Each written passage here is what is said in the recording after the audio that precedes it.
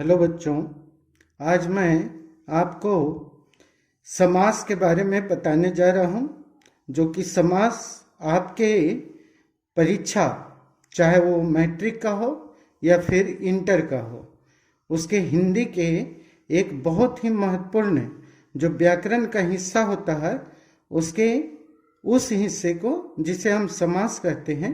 और ऐसे हम समास को अलग से परिभाषित करके हम बताएंगे और उसके भेदों को भी आज हम देखेंगे।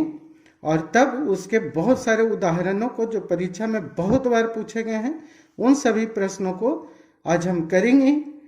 तो आप लोग तैयार हो जाइए। ऐसे भी आपने समास पढ़ा होगा और समास सर भी आपको सिखाए होंगे, तो मैं थोड़ा उनसे या तो पढ़े होंगे तो उनसे मिल करके या थोड़ा हट करके आपको हम समास सिखाने जा रहे हैं। तो बच्चों, आप तैयार हो जाइए और अगर आपको आता है तो आप स्वयं उसे हल करिए और हल करके हमें द्वारा बताया जो हमने आपको आंसर बताया उसके साथ मिलाइए, कितने सही कितने गलत।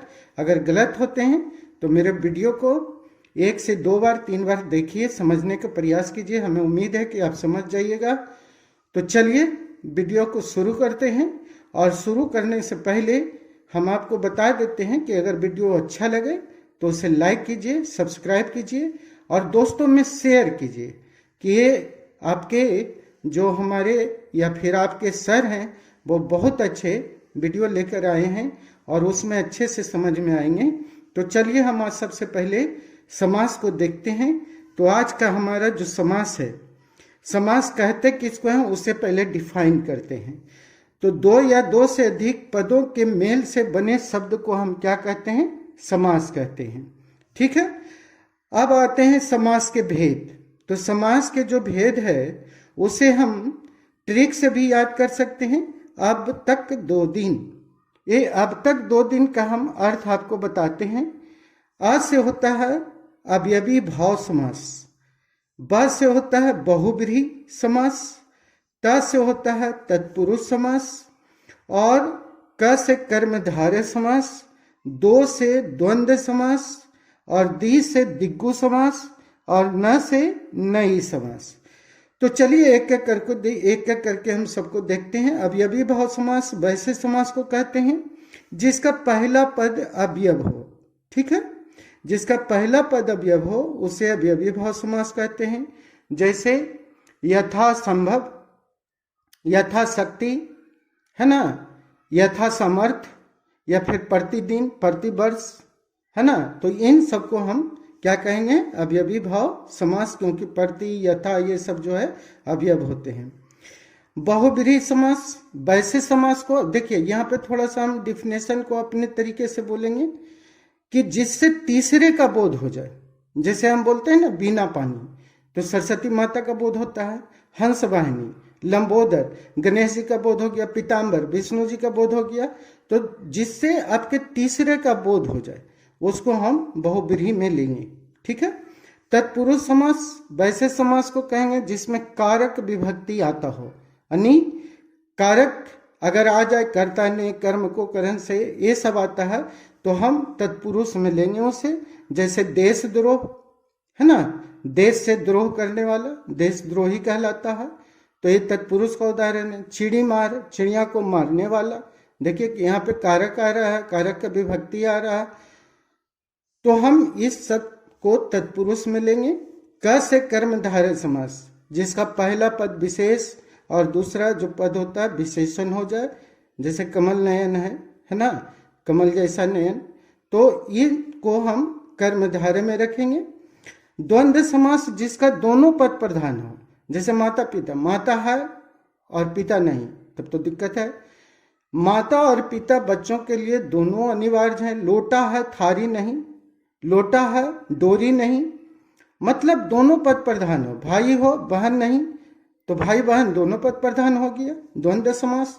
और दिग्गु समास वैसे समास को कहते हैं जो संख्यावाचक, जिसका पहला पद संख्या बोध करा दे। जैसे त्रिलोकी, त्रिभुवन, है ना, त्रि माने 3, चौराहा 4 राहों वाला। उसके बाद पंचवटी, है ना, उसके बाद पंचानन, चतुर्भुज, त्रिनेत्र, त्रिदेव, ये सारे के सारे त्रिभुज, चतुर्भुज, पंचभुज, ये सारे के सारे जो होते हैं वो दिग्गु में आते हैं। नई समास, अब क्लियर है कि नई का अर्थ क्या हो जाता है? नहीं, यानी जो संभव ना हो, जैसे असंभव, या फिर हम कहें अधर्म, असत्य, ये सबको हम नई समास में रखते हैं। तो ये बच्चों आपके समास और समास के भेद और उसके हमने उदाहरणों को देखा, उसके परिभाषा को भी आपने सुना, समझ गए होंगे। नहीं समझे तो वीडियो को पॉज करके बैक में जाइए, फिर दोबारा से सुनिए, हमें उम्मीद है कि आप समझ जाएंगे।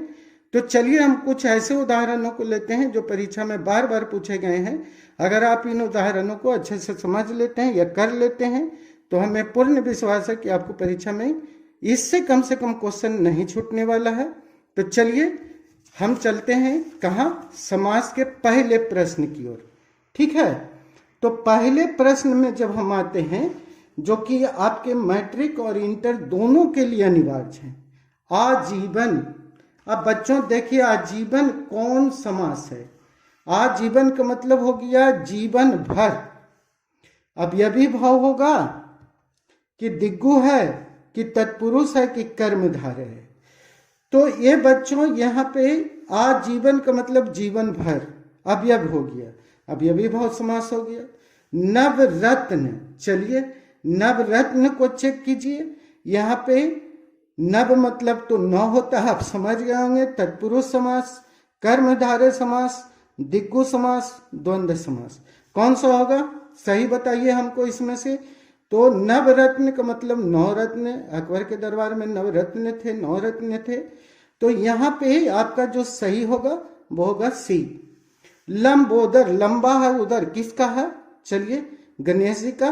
किसका बोध हुआ? तीसरे का। खोजिए इसमें से कौन सा समास होगा। आपने तो देख रखा होगा, यहाँ पे ऑप्शन सारे हैं, कर्मधारय हैं, बहुब्रीहि हैं, तत्पुरुष हैं, द्वंद्व है, कौन सा होगा? तो आप यहां से देखिए कि लंबोदर से गणेश बाबा का बोध हो रहा है, तो आप उनको बहुब्रीहि समास यानी कि थ्री का जो आंसर होगा वो होगा बी। चक्रपाणी, अब चक्रपाणी क्या है? जिसके, पानी का मतलब हाथ होता है बच्चों, जिसके हाथ में चक्र हो। किसके हाथ में चक्र है बताइए हमें। आपको पता है किसके हाथ में चक्र है? अब महाभारत देखे हैं, उसमें आपको पता होगा किसके हाथ में चक्र था। चक्र था किनके हाथ में? तो वो थे विष्णु भगवान। तो यहाँ पे 4 का आप ऑप्शन चेक कीजिए, बहुब्रीहि, तत्पुरुष, द्वंद्व की कोई नहीं, बहुब्रीहि होगा। तीर, तिरंगा, तिरंगा मतलब 3 रंगों वाला। द्वंद्व है कि दिग्गु है कि कर्मधारय है? बताइए 5 का। तो सही आंसर कौन सा? 3 रंगों का मतलब तो पहला पद संख्या बोधक हो गया, तो बी होगा। पीत आंबर, पीत है अंबर जिसका, किसका? विष्णु भगवान का। किसका बोध हुआ? तीसरे का। ये बहुब्रीहि होगा, तत्पुरुष होगा कि अवयवी भाव? तो यहाँ पे सही आंसर होगा बहुब्रीहि, यानी 6 का जो सही आंसर होगा ये होगा। कमल नयन, कमल जैसा नयन, तत्पुरुष होगा, द्वंद्व होगा कि कर्मधारय होगा? बताइए बच्चों। डी तो कोई नहीं, ठीक है। चलिए तो आंसर कौन सा होगा? 7 का सी। पहला पद क्या हो गया? यहाँ पे विशेष और यहाँ विशेषण नयन, तो ये हो गया 7 का आपका सी।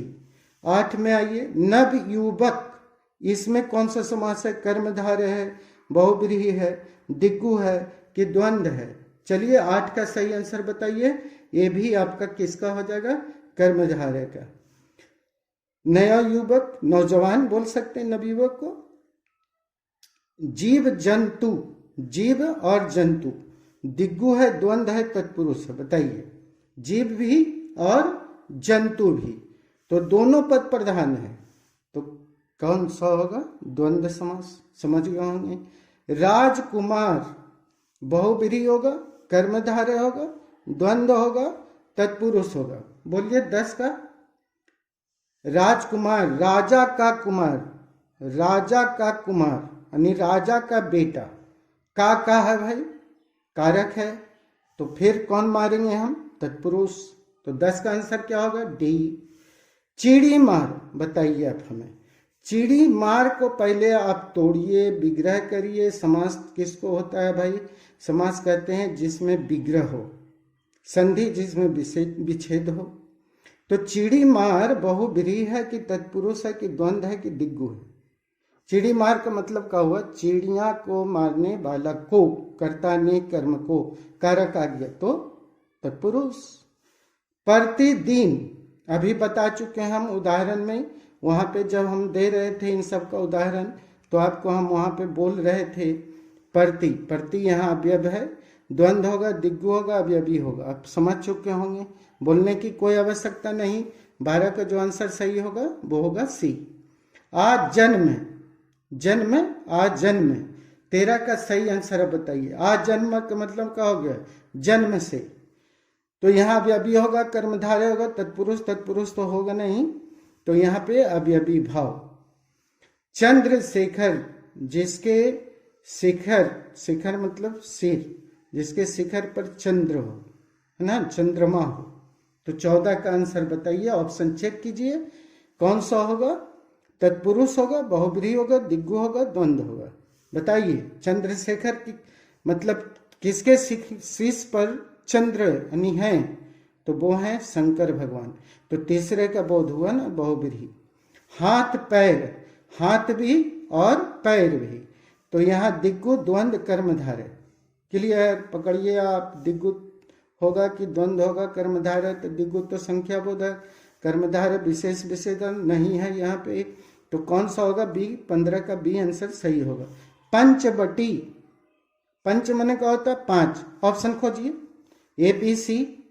सही कौन सा है बताइए हमें। तो सही होगा यहाँ पे आपका पंचवटी दिग्गु समास। 17 देखिए बच्चों, कामचोर, काम से मतलब जो दिल चुराता हो उसे कामचोर कहते हैं, काम से दिल चुराने वाला। तो यहाँ अब पता चल गया होगा, बहुब्रीहि होगा, तत्पुरुष होगा कि अवयवी भाव होगा। 17 का कौन सा होगा? तो 17 का जो आंसर होगा बच्चों वो होगा 17 का बी। आज कल, आज भी और कल भी दोनों पद प्रधान है, तो तत्पुरुष तो नहीं, अवयवी भाव भी नहीं, कर्मधारय भी नहीं, तो कौन होगा? द्वंद्व समास। जी जान, 19 का जी जान, जी भी और जान भी। तो यहाँ पर भी समझिए आप बढ़िया से इसको, और तब बताएंगे। कर्मधारय, द्वंद्व, दिग्गु, तत्पुरुष, कौन सा बोलिए हमें। तो सही आंसर यहाँ पे होगा आपका 19 का जो होगा बी, दोनों पद प्रधान है। चंद्रमौली, अब आइए 20, तत्पुरुष, कर्मधारय, बहुब्रीहि। बताइए हमें 20 का कौन सा सही होगा। तो 20 का जो सही आंसर होगा वो होगा बहुब्रीहि। आनंदमय, तत्पुरुष है कि अवयवी भाव है कि कर्मधारय की द्वंद्व है? बोलिए। आनंद से खुश हो जाने वाला, 21 का सही आंसर होगा तत्पुरुष समास। आनंदमय, आनंद से झूमना, खुशी से झूमना, से लग गया ना। रसोई घर, तत्पुरुष है, कर्मधारय है, द्वंद्व है कि अवयवी है? 22 का बताइए। तो 22 का सही आंसर होगा तत्पुरुष समास। वन मानुष, वन और मानुष, तो यहाँ पे देखिए 23 का सही आंसर कौन सा होगा? वन मानुष किसको कहते हैं? जो वन में रहता हो, है ना, उसे वन मानुष कहते हैं। तो यहाँ पे वन में, तो फिर तत्पुरुष समास। इन सब तो गए। त्रिफला, 3 फल, त्रिफला 3, तो आगे का जब 3 हो गया तो समझिए जाइए इसमें से कौन सा आंसर सही होगा। तो आंसर जो सही होगा वो होगा दिग्गु। धीरे धीरे, अब आइए धीरे धीरे, अवयवी भाव है, दिग्गु है, द्वंद्व है, कर्मधारय है। 25 का चेक कीजिए सही आंसर। तो यहाँ पे धीरे धीरे, ये अवयवी भाव अवयव का बोध कराता है ना, धीरे धीरे मतलब आहिस्ता आहिस्ता। तो 25 का कौन सा आंसर होगा बताइए हमें। अवयवी भाव ए।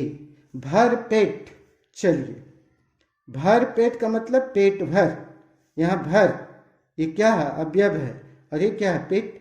तो यहाँ पे अब समझ गए होंगे कि इसमें से कौन सा कर्मधारय होगा, अवयवी भाव होगा, या फिर तत्पुरुष होगा, या फिर दिग्गु होगा। कौन सा होगा?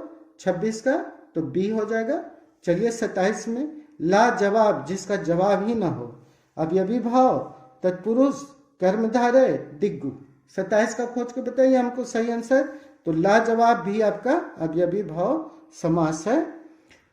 चतुरानन, चतुरानन का मतलब क्या होता है बताइए। बहुब्रीहि होगा कि द्वंद्व होगा कि तत्पुरुष होगा कि दिग्गु होगा? 28 का कौन सा आंसर सही होगा आप बताइए हमें फास्ट। तो 28 का सही आंसर आप कर लिए होंगे। तो ये आपका चतुरानन जो होते हैं वो बहुब्रीहि, क्योंकि तीसरे का बोध करा रहा है। रोग पीड़ित, रोग से पीड़ित 29, बताइए 29 का सही आंसर हम विग्रह कर दिए हैं। रोग पीड़ित का मतलब रोग से जो पीड़ित हो उसको क्या कहेंगे बताइए। उसको हम यहाँ पे तत्पुरुष समास में रखेंगे, है ना, क्योंकि यहाँ पे विभक्ति कारक का लग रहा है। धनहीन, बताइए धनहीन, तोड़िए पहले विग्रह करिए। धनहीन का जो धन से हीन हो उसे धनहीन कहते हैं। तो धन से हीन, तो आंसर क्या होगा? तत्पुरुष समास। ये तो होगा ही नहीं। यथा विधि, अब आ जाइए।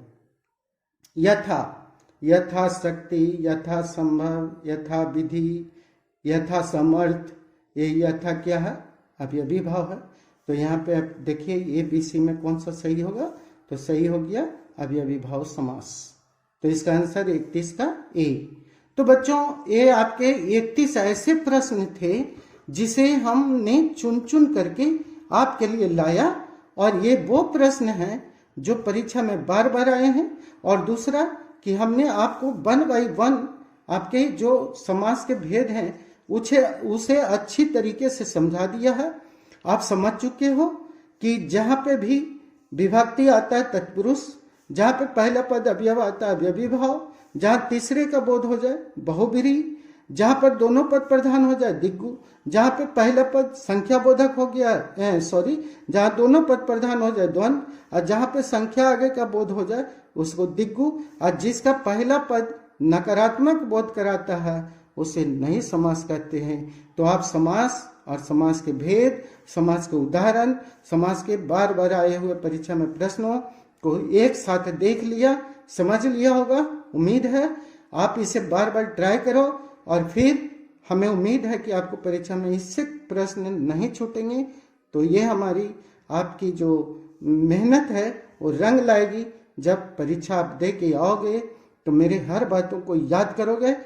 तो वीडियो को देख लिए, समझ लिए, बुझ लिए, जान लिए, समझ लिए, तो अब आप मेरे लिए भी मोटिवेट करना होगा आपको।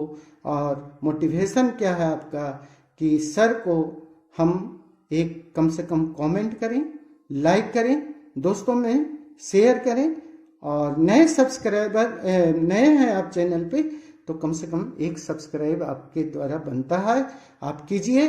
वीडियो देखने के लिए धन्यवाद। A lot of thanks for watching the video.